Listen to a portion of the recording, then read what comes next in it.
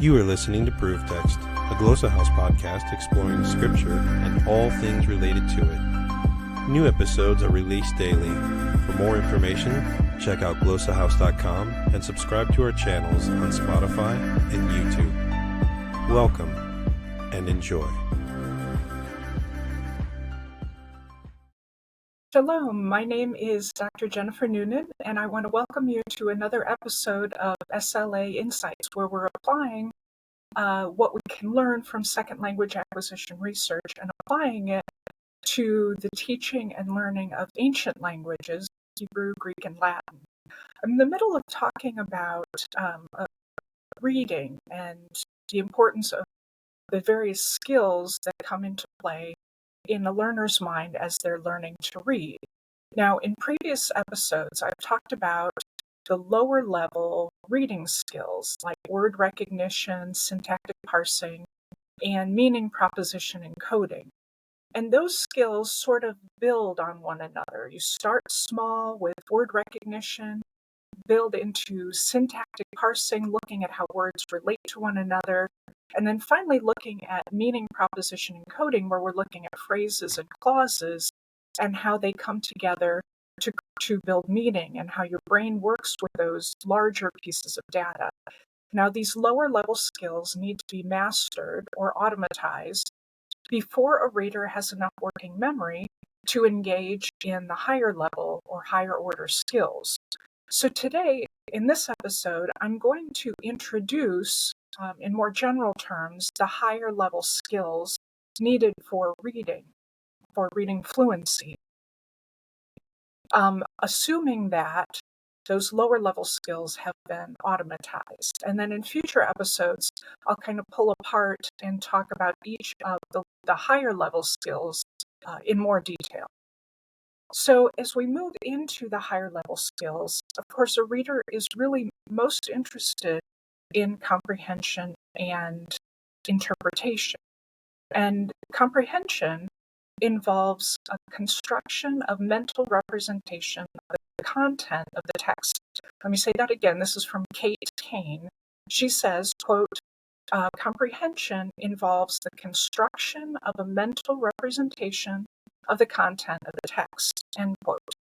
And in fact, in most cases, the syntax, the semantics, the actual words of the text itself are quickly forgotten. They're replaced by this mental representation of what has been read.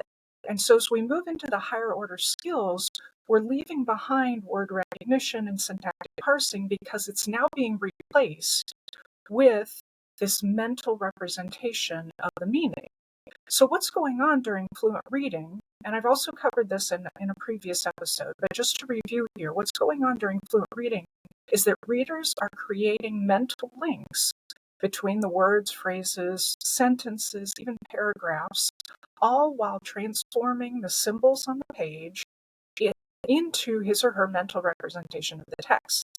Then, while they're doing that, they're drawing on general world knowledge, previous experience to supplement what they're reading. They're making inferences.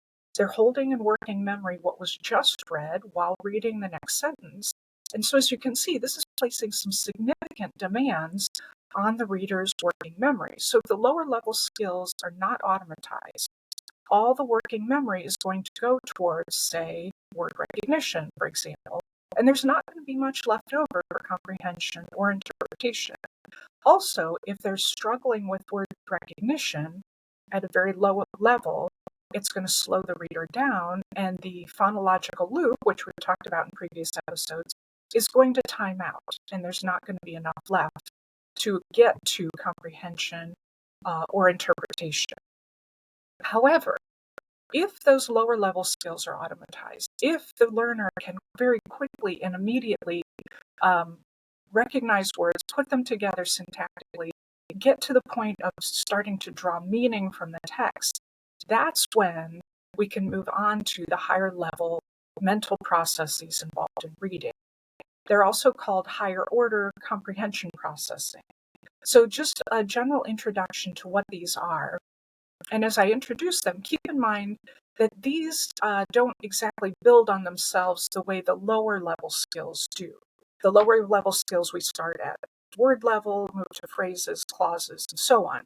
These are happening kind of simultaneously. So there are also 3 of these higher level processes. The first is what's called a text model of reader comprehension.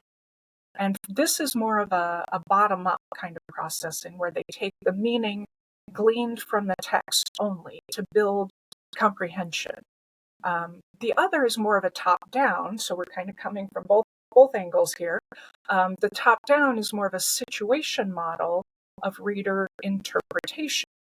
And this is going to be where the reader draws on his or her previous experience, general world knowledge, understanding of the topic, and so on to create an interpretation of what's being read.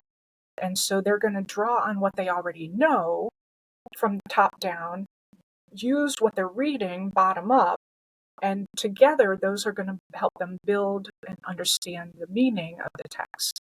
So those are the first 2 skills, higher level skills involved in reading. The third is kind of a conglomeration of skills that are held together under the executive control of working memory. And this is a set of reading skills, resources, other mechanisms that are going to be monitoring and controlling the reading as you go, sort of stepping outside yourself to go, am I reading this? Am I understanding it? Do I know what this word means? If I don't, what do I do with it? How do I draw from long-term memory the right information to help me understand what I'm currently reading? So all of these processes are going to be involved in this monitoring that's going on by the executive control as the student is reading. And again, more of a higher level skill that's involved that a fluent reader would need to use to continue with reading. All right, so the takeaway, what do we do with this? Again, just an introduction to these higher level skills.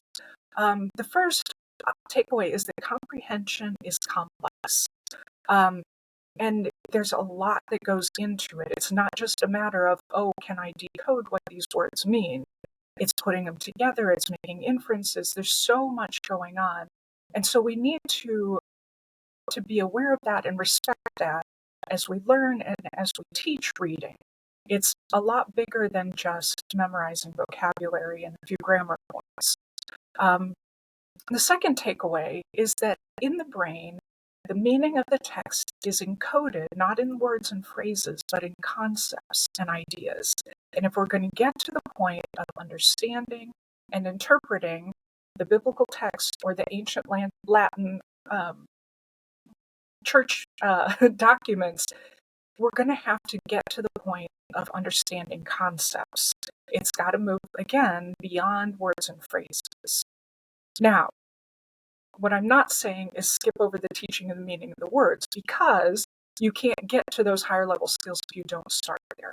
And word recognition has to be automatized. So by all means, start there, but don't stop there. Don't assume that a student is going to just automatically be able to comprehend and interpret because he or she can read or translate all of the words. It's bigger than that. And so you want to encourage your students, encourage yourself as you're reading, to push forward, to push beyond just word recognition. Don't be satisfied with just word recognition. Push on into that comprehension and interpretation. All right, so to tie it all together here, by way of review, once a reader has mastered, has automatized the lower level skills, that's when he or she can move on to these higher level, higher order mental processes that are involved in comprehension and interpretation. And ultimately, for those of us in biblical studies, that's where we're heading. We want them to be able to interpret the text, exegesis. And so these 3 higher level skills now have to do with a text model of reader comprehension, again, the bottom up, a situation model of reader interpretation, more of the top down, going on simultaneously usually, and then a series of monitoring activities that are taking place in the executive control of working memory. Now, in future episodes, I'm going to kind of pull those apart and look at each of the 3 in turn to talk about what that means, what it would look like on the ground, and how to use that in learning and teaching of languages. So I hope you can join me for these upcoming episodes. In the meantime, have a great week. Interested in growing your ancient language skills but not sure where to start? Glossa House can help. From illustrated readers and short stories to lexicons and grammars, Glossa House offers a variety of resources for beginning, intermediate, and experienced ancient language learners. Head to glossahouse.com today. Glossa House, language resources for the global community.